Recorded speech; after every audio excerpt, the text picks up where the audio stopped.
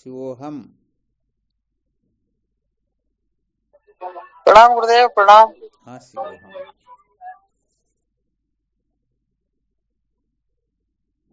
क्या विषय चल रहा था अपना?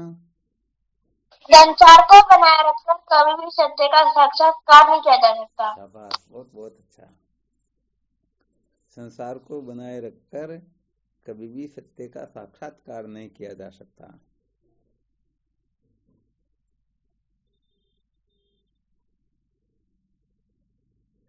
तो सर्वप्रथम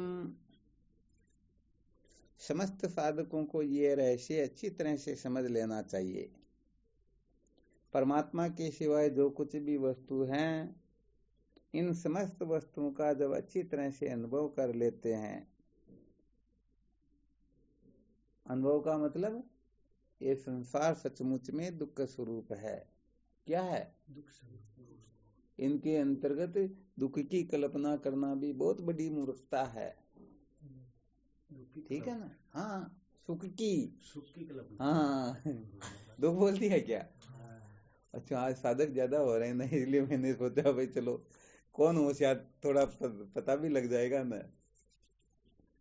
तो जगत खेद में परे जिन केवल दुखता माही, सत्य सत्य पुण्य सत्य कहूं सुख सपने हूं नाई।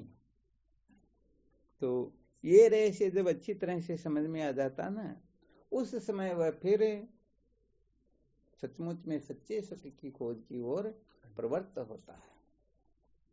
पहले प्रवृत्त नहीं हो सकता। अरे संसार में जब ठोकने लगती है ना, तो फिर देखते अरे मैं सब कुछ ठीक कर रहा हूँ और फिर भी ठोकर क्यों लग रही। ठोकर का मतलब तिरस्कार मिलना, अपमान मिलना, अपनी आज्ञा की अवहेलना। और ये कौन करते हैं? प्रियम रोतस्येषी, जिसको हम प्रिय समझ करके बैठे, जिनके बिना हम रह नहीं सकते हैं, जिनके लिए हम अनादिकाल से जिनके लिए बेल बने हुए हैं, जिनको महत्व दे करके बैठे हुए हैं ना, कहीं से मेरे को सुख मिलेगा, आज नहीं मिला तो कल मिलेगा, फिर मिलेगा, मिलेगा जरूर मिलेगा। परंतु जब सब कुछ करके भी सचमुच में सुख नहीं मिलता है, तो फिर ये वहां से विरक्त होने लगता है। सोचता है कि यदि सचमुच में यहाँ पर सुख होता तो मुझे निश्चित रूप से मिल जाता, परंतु नहीं मिला, इसका मतलब सचमुच में यहाँ सुख है नहीं। आ गया समझ में? तो वैसे देखा जाए तो केवल एक ही दिन में सारा काम नहीं होता। ये तो सत्य कहा जाए तो अनादिकाल की जो साधनाएं होती है ना, उन साधनाओं से ही ये ब्रह्म विद्या की सत्संग का सुनना, इनका सानिध्य आदि प्राप्त होना, ये सब कुछ तभी संभव होता है, वरना नहीं हो सकता ये।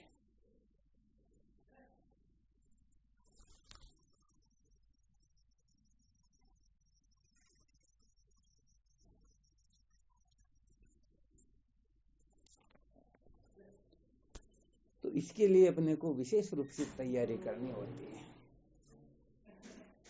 और जब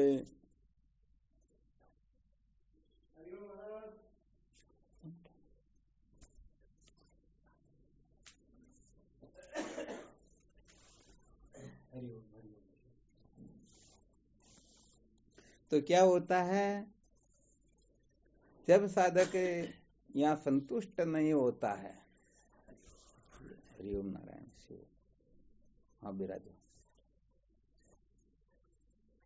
तो साधक संतुष्ट नहीं होता तभी तो वह कुछ न कुछ खोज करेगा। और यदि जो कुछ भी उसे प्राप्त है उसमें संतुष्ट हो गया तो फिर खोज थोड़े करेगा। खोज सचमुच में कौन कर पाएगा? जो अल्प को अल्प समझेगा। जब तक अल्प को अल्प नहीं समझ लेते हैं, तब तक सचमुच में सत्य की खोज स्वप्न में भी संभव है ही नहीं। हाँ, ये ब्रह्मास्त्र होते हैं, ये विशेष सूत्र होते हैं। किसी डॉक्टर के पास में कोई जा रहा और उसे विश्वास है कि इनके द्वारा मेरी बीमारी मिट जाएगी, तो फिर इधर उधर नहीं होगा। परंतु एक दिन में मिटने वाली बीमारी 1 वर्ष तक भी नहीं मिटे, फिर वह भी विचार करेगा ना। तो ये तो पक्की बात है। संसार के अंतर्गत कोई ऐसी वस्तु है ही नहीं जो हमें सचमुच में सच्चा सुख प्रदान कर दे, क्योंकि मूल में ही दुख स्वरूप है। तो यहाँ पर जो खोज प्रारंभ होती है ना, तो जो सचमुच में ठीक साधक होता है वही सचमुच में ब्रह्म जिज्ञासा ये बड़ी विलक्षण होती है। क्या होती है? हाँ, वरना होता क्या है कि संसार में वैसे देखा जाए तो ठोकरें कम थोड़ी लगती है और अपने ही लगाते हैं, ठीक है ना, परंतु वैराग्य होता ही नहीं।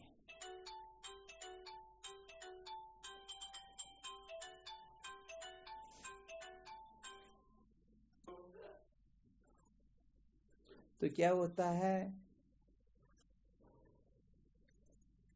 इनसे सुख नहीं मिलता ना, तो भी वह देखता कि नहीं नहीं, इनसे भले ही सुख न मिलो परंतु इनसे कोई श्रेष्ठ वस्तु है उनसे सुख मिल जाएगा। तो फिर वो समझो देवी देवताओं से लेकर के, इंद्र के पद को लेकर के, ब्रह्मादि पदों को लेकर के, इधर भी विहित कर्मों को लेकर के, उपासना को लेकर के, योग को लेकर के, अब इन पर ज्यादा मंथन करेंगे बहुत ज्यादा समय लग जाएगा, इसलिए थोड़ा संकेत कर रहे हैं। ये साधक कुछ न कुछ करके फिर सुखी होना चाहता है। तो यहाँ पर यदि इसकी विवेक वृत्ति काम करती हो तो ये जब अच्छी तरह से समझ जाता है कि इसके द्वारा सुख मिलेगा तो सही, परंतु वह सीमित सुख होगा, कुछ समय के लिए होगा। स्वर्ग आदि सुख क्या है? सीमित ही तो है, सचमुच में पूर्ण सुख थोड़े ही है, पूर्ण सुख तो है नहीं। इसलिए कहने का मतलब यहाँ पर सचमुच में कृतार्थ कोई हो सकता नहीं, ये विशेष बात है। तो इस प्रकार से वह साधक वहां से थोड़ा ऊपर उठने की चेष्टा करेगा। क्या करेगा? और ऊपर उठते उठते उठते जब जिस दिन इसके हृदय में ये बात अच्छी तरह से बैठ जाएगी कि सारा का सारा नामात्मक प्रपंच जो है ये अपनी उत्पत्ति से पहले नहीं था, नष्ट होने के पश्चात नहीं रहेगा, और बीच में केवल भ्रांति मात्र होती है। रस्सी में जो सर्प होता ना, पहले भी नहीं होता बाद में भी नहीं होता, ज्ञान होने के बाद में सर्प रहता है क्या? और जब अपने को भ्रांति नहीं हो रही उस समय सर्प है क्या? ये तो बीच बीच में दिखाई दे रहा है, तो आदि अंत में होता वही सत्य होता है। तो यहाँ पर जब अच्छी तरह से ये रहस्य समझ में आ जाए ना, तब सचमुच में वह आत्मतत्व का जिज्ञासु होता है, तब वह परमार्थ की ओर प्रवृत्त होता है।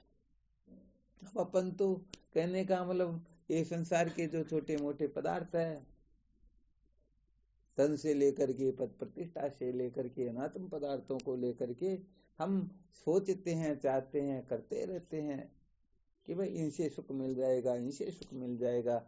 तब तक समझना चाहिए कि सचमुच में अभी तक वो कहने का मतलब साधक हो सकता है, मानव हो सकता है, कोई बड़ी बात नहीं है, साधक भी हो सकता है, उपासक आदि हो सकता है, भक्त हो सकता है, परंतु यहाँ पर जिज्ञासु होना ये बड़ी विलक्षण बात है।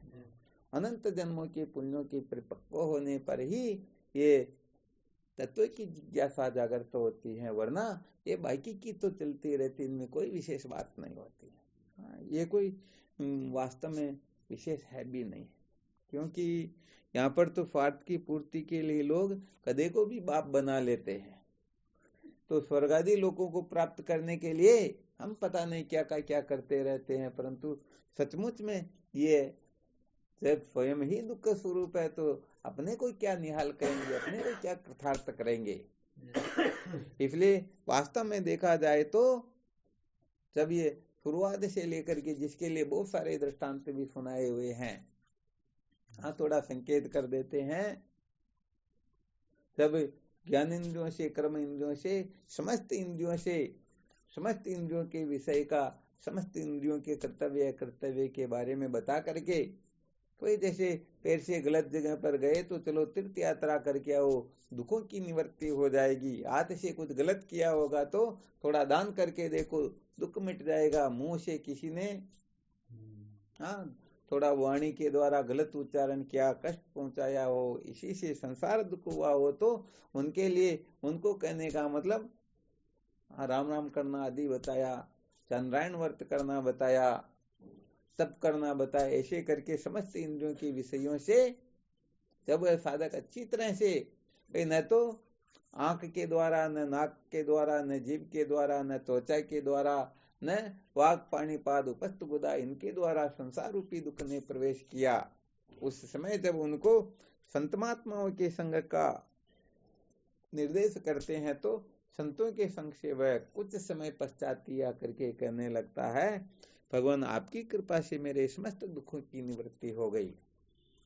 तो सच्ची बात तो यह है, मानी मानी बंधन में आयो, हम कल्पना करके सुन सुन करके तो बंधे हुए हैं, वरना किसी के साथ किसी का नट बोल्ट थोड़ी कसा हुआ, परंतु सुन रखा हमने, वो ये तुम्हारी पत्नी है, ये तुम्हारा पति है, ये तुम्हारा पिता है, ये तुम्हारा भाई है, ये तुम्हारा कर्तव्य है, तुमको ये करना वो करना, सुन सुन करके मानी मानी बंधन में आयो, वरना बंधन है क्या।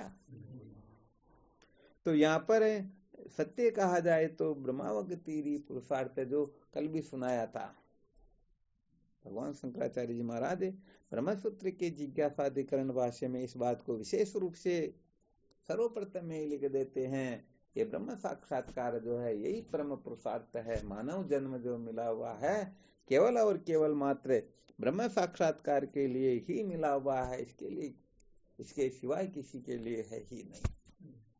हाँ, ये बड़ी विशेष बात है, इसको बहुत अच्छी तरह से समझना होता है।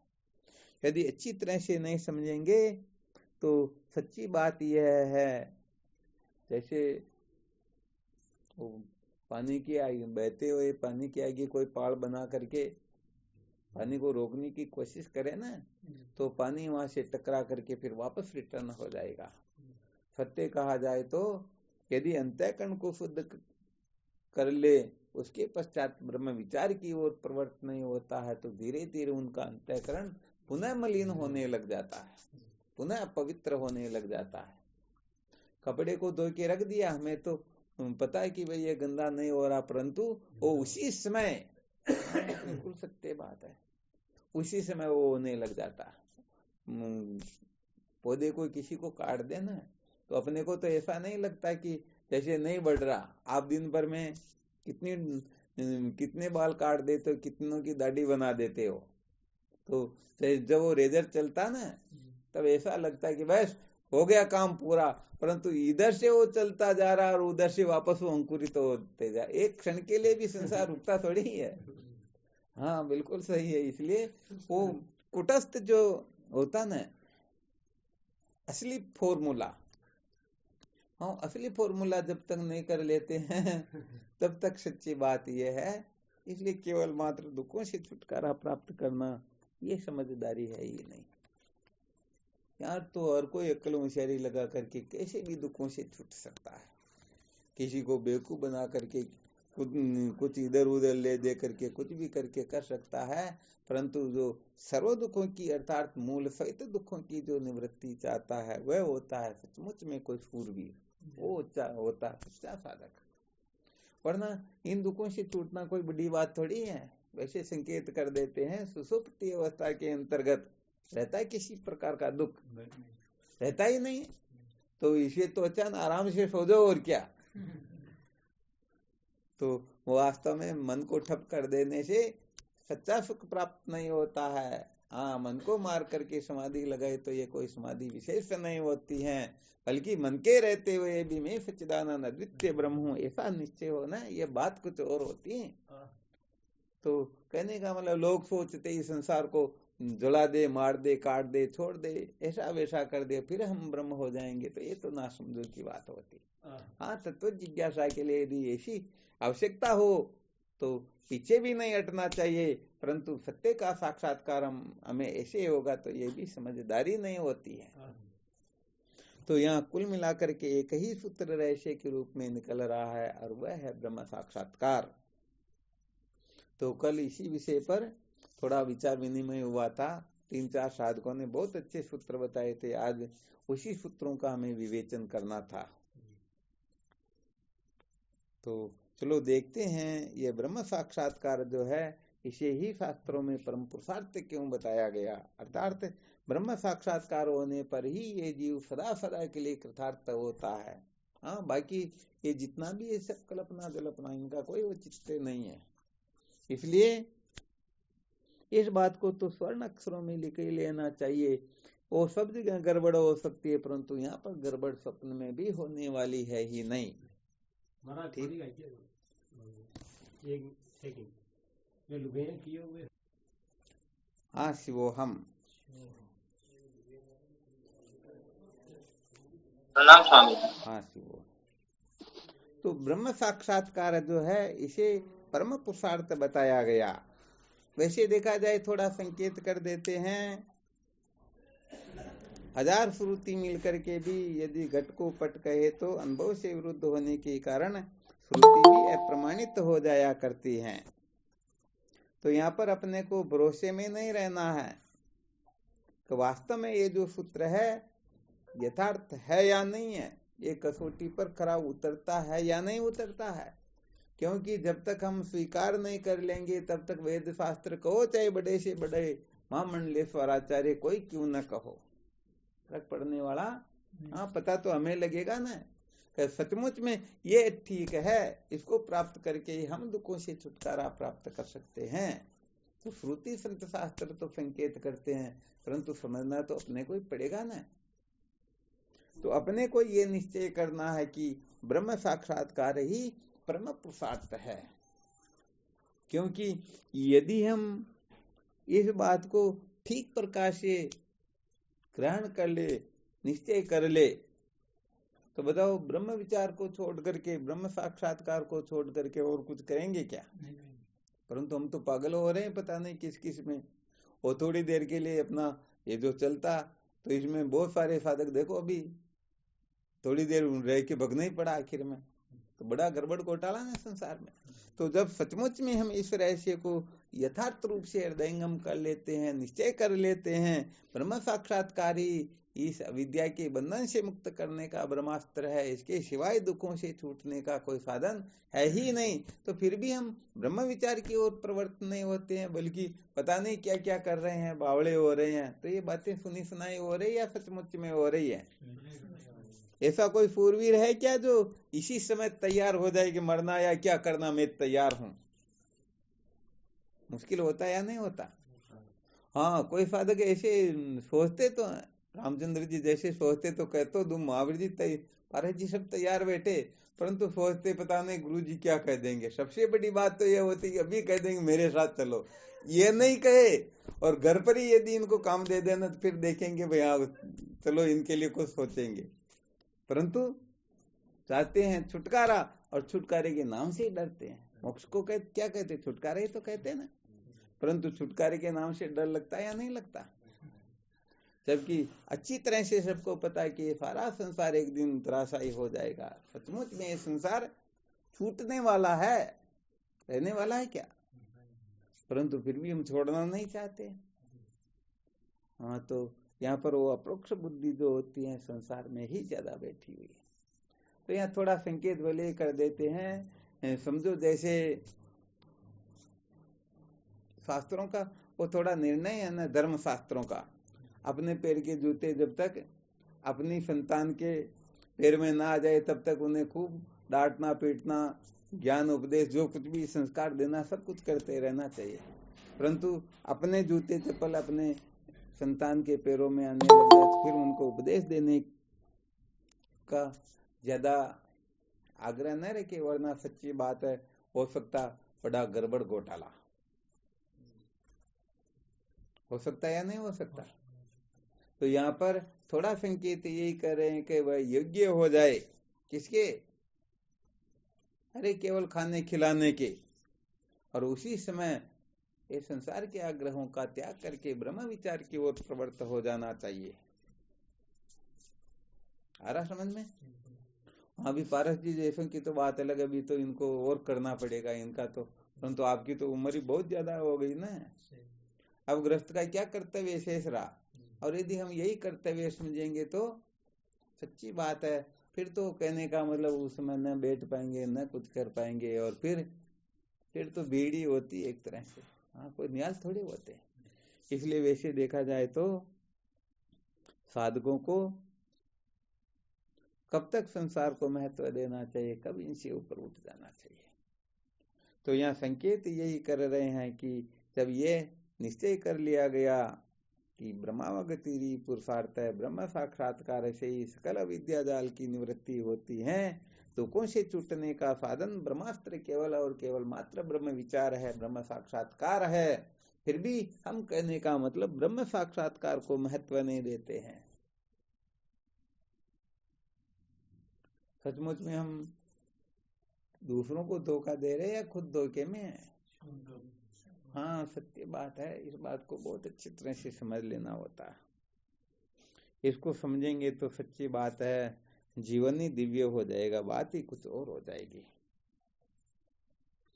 तो यहाँ पर अपना विषय ये इतनी देर जो सुनाया इसकी भूमिका थी। अब थोड़ा यही मंथन करते हैं कल वाले विषय को ही कि ब्रह्म साक्षात्कार को ही परम पुरुषार्थ क्यों बताया गया है। बाकी किसी को भी बता देना चाहिए ना। ब्रह्म साक्षात्कार को केवल पुरुषार्थ नहीं, यहाँ पर ध्यान रखना।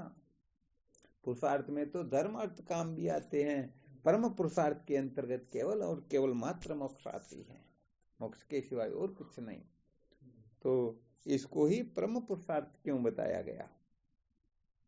तो भगवान शंकराचार्य जी महाराज ब्रह्म सूत्र के जिज्ञासाधिकरण भाष्य में जो सूत्र लिखते हैं उसी सूत्र को थोड़ा हमें अपने अनुभव से सिद्ध करके बताना है कि इस कारण से ब्रह्म साक्षात्कार को परम पुरुषार्थ कहा जाता है। अब बोलो आपके हिसाब से। कल 3-4 साधकों ने, एक तो रमेश ने बताया था, शायद मोहनानंद जी महाराज ने भी बताया था, भवानी शंकर जी ने बताया था, शायद भवानी शंकर जी ने नहीं बताया, मोतीलाल जी ने बताया। क्या बात है। और सहजानंद जी ने भी बताया था। आपने भी बताया था? पारस जी ने बताया था। पारस जी भी इनके हिसाब से ध्यान को नंदा था। हाँ, आप थोड़ा लेट जुड़े थे ना, इसलिए। ध्यान को।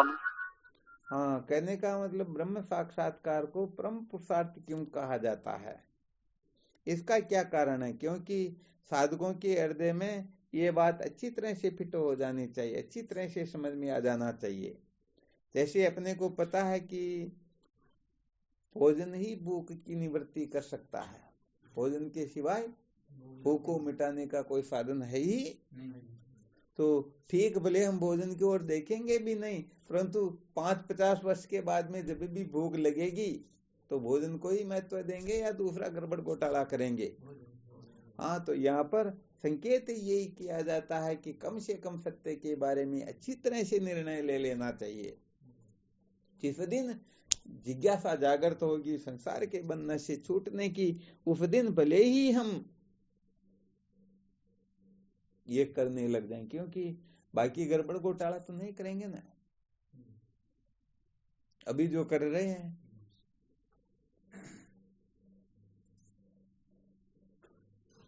तो ब्रह्म साक्षात्कार जो है परम पुरुषार्थ है। कैसे है?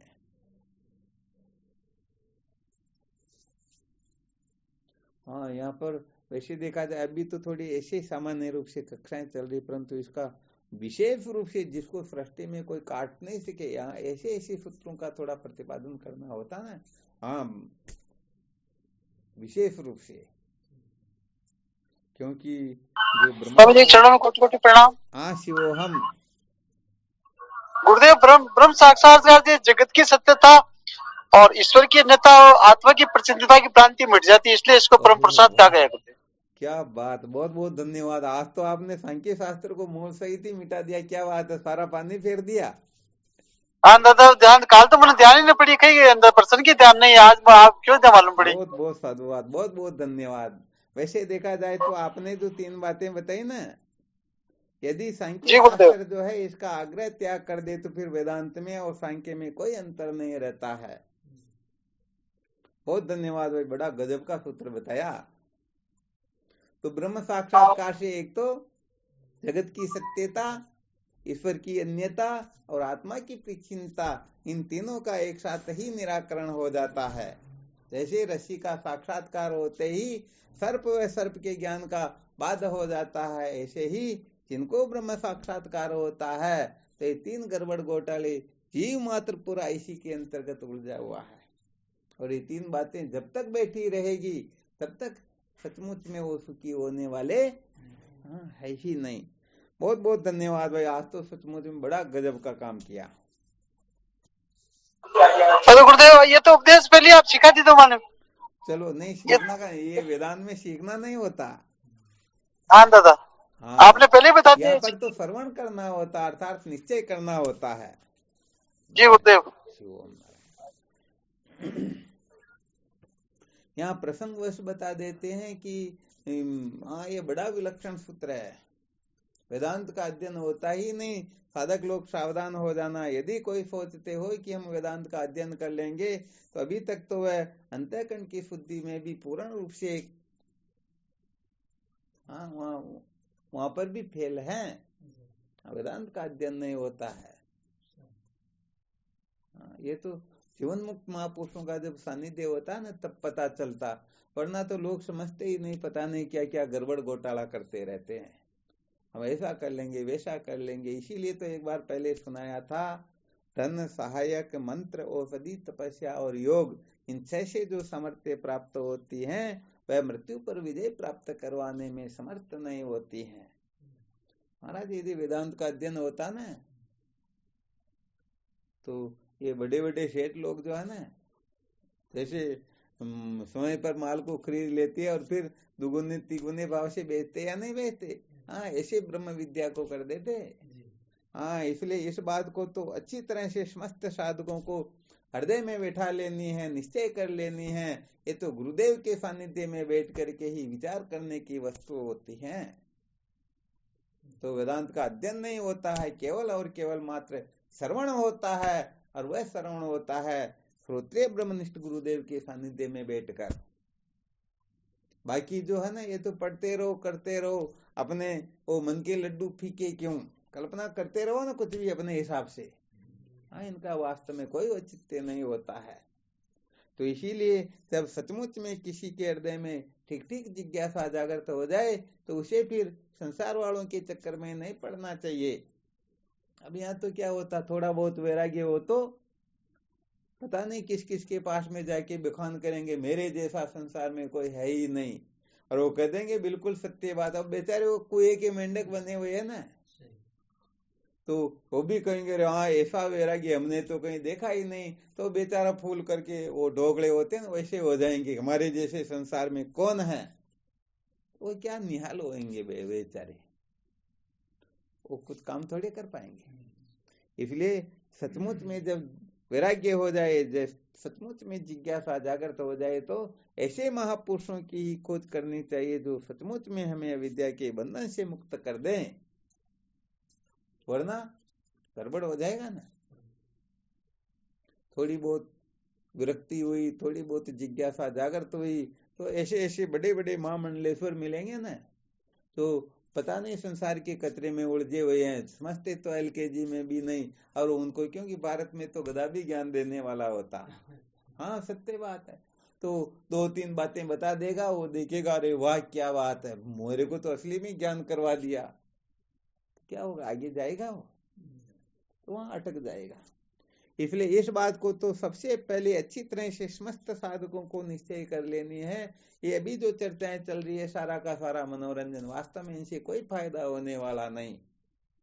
हाँ, यदि कोई विद्या के बंधन से मुक्त होना चाहता है तो विद्या के बंधन से मुक्त होने के लिए तो तद विज्ञानार्थम स गुरु में वाभी गचेत स्मित पाणी श्रोते ब्रह्मनिष्ठम। अब कोई कह सकते अरे भाई जब इसका कोई फायदा ही नहीं है तो 2 साल हो गए क्यों परेशान हो रहे, तो भाई इसका इतना सा फायदा है कि तत्व की जिज्ञासा कैसे जागृत होती है, अंतःकरण शुद्ध कैसे होता है, इस ओर जो प्रवृत्ति होती है वो सारे के सारे सूत्र क्या कहने का मतलब एक प्रकार से साधक को योग्य बनाया जाता है। आ रहा समझ में। और अंत में गुरुदेव की शरण में जाकर के विद्या के बंधन से छुटकारा प्राप्त किया जाता है, ये थोड़ी विशेष बात है। हाँ चलो ठीक, और कोई बताओ। ब्रह्म साक्षात्कार जो है परम पुरुषार्थ है, ब्रह्म साक्षात्कार से शतक्षणम सर्व बंधनों से मुक्त होकर के सदा सदा के लिए कृतार्थ हो जाते हैं। तो और कोई इसका किसी को समझ में आ रहा हो तो संकेत करे। गुरुदेव, ईश्वर अंश जीव अविनाशी। ठीक है। इस जीव का घर वहीं है तो वो घर जाने के सही सुखी हो सकता है। हाँ, बाकी भटकने बात तो बिल्कुल सही है, परंतु रास्ते में ये रोडे बहुत ज्यादा अटके हुए होते हैं ना, हम उन रोडों की परवाह कर लेते हैं, वहां अटक जाते हैं। इसलिए कहने का मतलब मंजिल पर नहीं पहुंच पाते हैं। चलो, बहुत अच्छी बात बताई अभी। वैसे देखा जाए तो जीव मात्र की स्वतः प्रवृत्ति जो है, हाँ, सुख की ओर ही होती है। स्वभाव से ही जीव मात्र समस्त दुखों की मूल सहित निवृत्ति चाहता है, और ऐसा आनंद चाहता है जो कभी निवृत्त हो ही नहीं सकता। में अटक जाए तो गड़बड़ तो ये होती ना, नदी तो चल रही, परंतु आजकल वो एनीकट बना देते हैं ना, तो गड़बड़ हो जाती है। तो ऐसे ही कहीं ना कहीं अटक ही जाता है। वो क्या होता है कि एक दृष्टांत आता है, कोई राजा अपनी राजकुमारी का स्वयंवर करते हैं, तो उनकी बेटी कहती, पिताजी मैं जैसा कहूँ वैसा स्वयंवर करो तो मैं शादी करूं, वरना मैं शादी करने वाली नहीं। क्योंकि वो बहुत उच्च कोटि की साधक थी, जिज्ञासु थी, विरक्त थी, उनको संसार के कचरे में पड़ने की इच्छा स्वप्न में भी नहीं। और यदि ऐसा करना ही पड़े तो मुझे ऐसा चाहिए तो सचमुच में मुझे कृतार्थ करवा दे, मुझे सत्य का साक्षात्कार करवा दे। का बेटे तू जैसा कहेगी वैसा ही मैं करने के लिए तैयार हूं। तो उन्होंने घोषणा करवा दी, कोई व्यक्तिगत नहीं, संसार का प्रत्येक व्यक्ति कोई क्यों ना हो, मुझे प्राप्त करने के लिए तैयार हो जाए, आ जाए यहाँ पर। परंतु शर्त वहां पर यह थी, 1 घंटे के अंदर अंदर जो मेरे पास पहुंच जाएगा, कोई ज्यादा दूरी नहीं थी, समझो 1000-2000 फीट की दूरी पर वो कन्या माला लेकर के खड़ी, परंतु बीच में क्या किया, ये 5 विषय जो होते हैं ना, हाँ, सबसे पहले शब्द विषय, फिर स्पर्श, फिर रूप, फिर रस, फिर गंध, ऐसे करके 5 विषयों के दरवाजे बना दे। उस दरवाजे में प्रवेश करते उसे नाना प्रकार के शब्द, स्पर्श, रूप, रस, गंध, इनका वो इनका ही दिग्दर्शन होता था। भाई खुली छूट, तुम जैसा चाहो वैसा मौज मस्ती मनोरंजन कर सकते हो। तो वो पहले दरवाजे में आके बेचारे अटक जाते, अरे अभी तो बहुत टाइम है, चले चलेंगे। सब आए तो थे उस राजकुमारी का वर्ण करने के लिए, परंतु चले चलेंगे। जब जाते हैं तो फिर दूसरा द्वार तो और ज्यादा खतरनाक है, ऐसा कौन सूरवीर जो वहां से बच सकता है। तो ऐसे करके बहुत ज्यादा भीड़ थी पहले नंबर के द्वार में, दूसरे नंबर के द्वार में 60% ही भीड़ थी, तीसरे नंबर के द्वार में 25-30% ही भीड़ थी, चौथे नंबर के द्वार में तो कोई 1-2 दिखाई दिया, 5वें नंबर के द्वार तक तो कोई पहुंचा ही नहीं। कोई एक महापुरुष थे, महात्मा थे, उनको शब्द स्पर्श रूप रसन करने, इनसे क्या प्रयोजन, वो तो अपनी मस्ती में। क्योंकि देखो क्या होता है, जहाँ पर प्रकाश की आवश्यकता होती है ना, प्रकृति उनकी ऐसी व्यवस्था कर देती है।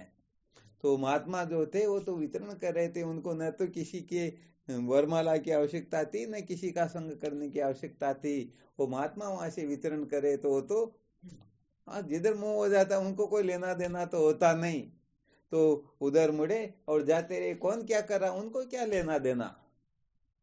और वो तो 5 मिनट के अंतर्गत ही वहां पहुंच गए। तो लड़की खड़ी थी वरमाला लेके और वरमाला डाल दी। तो फिर बात समझ में आई कि भाई हमारा तो रास्ता ही सबको चला गया। तो उन्होंने कहा जो आपका रास्ता है वही मेरा रास्ता है। तो कहने का मतलब यहाँ पर 5 जो दरवाजे बनाए गए थे, वो राजकुमारी का वर्ण तो सब करना चाहते हैं, परंतु 5 प्रकार के दरवाजे जो इसमें वो सारे के सारे अटक करके रह गए। तो वहां पर तो क्या है, वो राजकुमारी ने वर्ण नहीं किया तब तक ठीक 1 घंटे से 1 घंटे तक कोई मना नहीं करते, और 1 घंटा होते ही धक्का लगा के बाहर निकाल दिया जाता। तो बेचारे 1 घंटे के चक्कर में पूरे जीवन भर का गड़बड़ घोटाला कर दिया ना। तो बस यहाँ पर भी साधक जो है वो प्रवृत्त तो होते हैं, परंतु बड़े बड़े रास्ते में ऐसे ऐसे खतरनाक जो होते हैं ना, उनका त्याग करना, उनसे ऊपर उठना, उनको कचरा समझना, ये बड़ा मुश्किल होता है। वहां से हटने के लिए क्या चाहिए? बहुत बड़ा पावर चाहिए।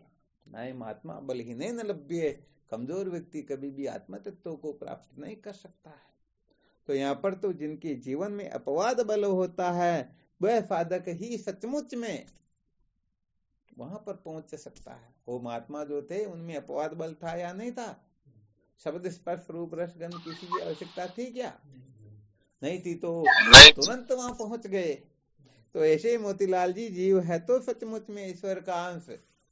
ये ईश्वर को प्राप्त करने के लिए ही 24 घंटे जो जो क्रिया चेष्टा कर रहा है, इसकी प्रत्येक क्रिया चेष्टा उसी के लिए है। जैसे पत्थर को उठा करके कितनी भी शक्ति से ऊपर फेंको, फिर भी ये पत्थर ऊपर नहीं रहेगा, क्योंकि ये पत्थर पृथ्वी का अंश होने के कारण पृथ्वी की ओर ही प्रवृत्त होगा। तो इसी प्रकार से ये जीव भी ईश्वर का अंश होने के कारण ईश्वर की ओर ही प्रवृत्त होता है। परंतु ये बीच में जो गड़बड़ घोटाले होते हैं, ये कहने का मतलब जीव को बांध देते। ये भी भोला बेचारा क्या करे। तो इसीलिए पहले विवेक वैराग्य आदि साधन ठीक प्रकार से जागृत हो जाए ना, फिर इसको कोई बांधने वाला फिर कोई बांध नहीं। तो ब्रह्म साक्षात्कार जो है परम पुरुषार्थ है। चलो और भी कोई साधक बोल के देखो। वैसे कल जो सुनाया था उसके ऊपर आज मंथन करना था, परंतु आज साधकों की संख्या थोड़ी अधिक है, तो जैसा चल रहा वैसा फिर कल देखेंगे। नहीं तो और भी कोई अपना अनुभव सुनाना चाहते हो तो जो विशेष अनुभव होगा उसका फिर थोड़ा युक्ति प्रमाण सहित थोड़ा विश्लेषण करेंगे कि वास्तव में ये बात, एक तो अपन कह रहे तो वास्तव में अपनी वासना भी हो सकती है ना, अपना स्वार्थ भी हो सकता, कुछ न कुछ गड़बड़ घोटाला भी हो सकता। जब कोई भी सूत्र जो है युक्ति प्रमाण सहित कसौटी पर कसने में आ जाता है, तो फिर क्या होता है? कहते नहीं, श्रुति युक्ति अनुभूति, इनसे जो निर्णीत वस्तु होती है वह ध्रुव सत्य होती है। तो श्रुति का भी प्रमाण हो, उसमें कोई युक्ति भी हो, और अपने अनुभव में भी ठीक तरह से आ जाए कि वास्तव में इसी से ही हम सचमुच में सुखी हो सकते हैं, इसके सिवाय सुखी होने का कोई साधन है ही। तब जाकर के ये जीव सचमुच में ब्रह्म विचार की ओर प्रवृत्त होगा, वरना तो अपने हिसाब से पता नहीं ये कुछ न कुछ करेगा ही करेगा। और करे रहे, हम दूसरों को क्यों कहे। सचमुच में यदि हम ब्रह्म साक्षात्कार को ही परम पुरुषार्थ समझ ले, जीवन का असली रहस्य समझ ले, तो इसके सिवा थोड़े रहेंगे क्या? भूखा व्यक्ति पानी की सिवाय किसी की चाहना करता है क्या? तो हम यदि सचमुच में सच्चे मुमुक्षु हो गए हो तो छोटी छोटी बातों के लिए पता नहीं मरने मारने पर रोने धोने के लिए क्या क्या करने के लिए उतार हो रहे, तो गड़बड़ हो रही ना। तो या तो हम सचमुच में इस परम पुरुषार्थ को ठीक प्रकार से समझते ही नहीं, केवल शब्दों के ज्ञानी हो रहे हैं, वास्तव में रहस्य क्या है इस बात का अभी तक गड़बड़ घोटाला पक्का ही है। अच्छा, और कोई बताना चाहते? नहीं तो आज यहाँ नंदवाड़ा में सत्संग है, तो समय भी हो गया, फिर कल देखेंगे। नहीं तो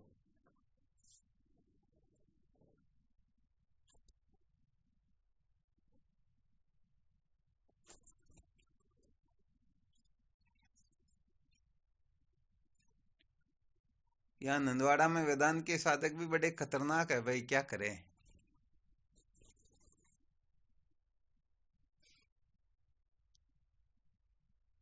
जिनकी इस ओर वृत्ति है वो तो खतरनाक ही होते जाते हैं महाराज। हाँ बिल्कुल खतरनाक होते जाते, सत्य बात है।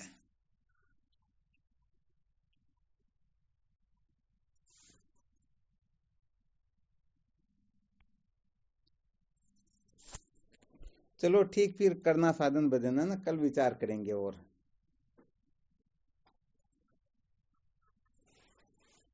शिवोहम। महाराज हाँ महाराज बोलो।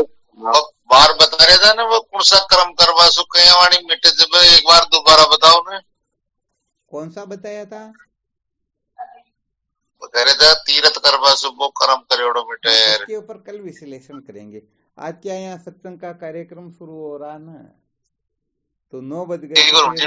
वो सारे संतों को यहीं लेके बैठे हुए हैं, तो फिर वो भी परेशान होंगे। जी गुरुदेव, जी गुरुदेव। चलो ठीक, धन्यवाद, कल विचार करेंगे। शिवोहम। शिवोहम। प्रणाम गुरुदेव। शिवोहम। हाँ शिवोहम। शिवोहम नारायण हरि ओम। प्रणाम गुरुदेव। शिवोहम। प्रणाम स्वामी जी, आपके श्री चरणों में कोटि कोटि प्रणाम। शिवोहम। प्रणाम गुरुदेव, आपके श्री चरणों में बारंबार जय हो गुरुदेव। आप शिवोहम। स्वामी जी के चरणों में साष्टांग प्रणाम। शिवोहम।